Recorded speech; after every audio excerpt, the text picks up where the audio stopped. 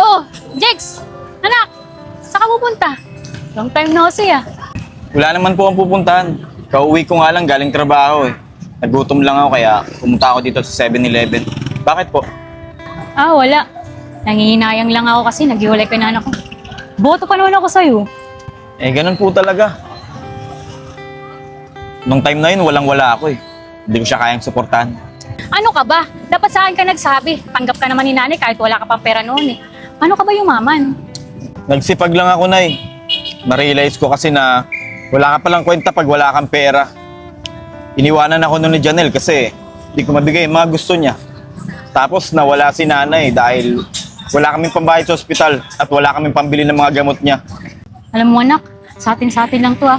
Alam ko naman yayaman ka talaga eh. Kung anak ko lang talaga, walang bilib sa'yo eh. Maraming salamat, Nay. Buti pa kayo naniniwala sa akin.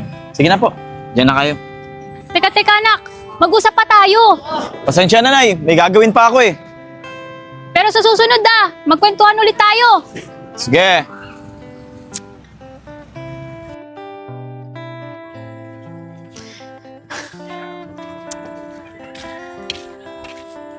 Tagal mo naman. Kanina pa ako dito. Ano ba bibili mo? Eh, namili pa kasi ako ng mga makeup ko eh. Oh, ano nangyari sa lakad mo? Ano ba naman, ma? Di ba sinabi ko na sa'yo? Paulit-ulit ka naman. Aba, tagat sumasagot ka na sa akin ngayon O bakit, ma? Uutusan mo na naman ako. Tapos pag nagkamali ka, ako na naman sisisihin mo. Siguro, ma, simula ngayon ako na muna masusunod sa sarili ko.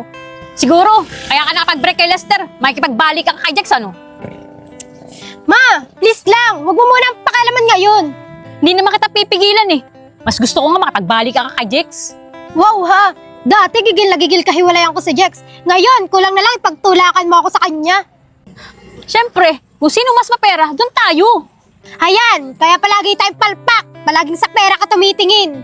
Ayos parang siya hindi. Eh kaya nga nakapaghiwalay kay Jax, hindi kanya maibili ng kwintas ang gusto mo. Nako, tigilan na nga natin ang pagtatalo. Parehas lang naman tayo mukhang pera. Tara na nga! Sige na, tara na. Hawakan mo yung cellphone ko.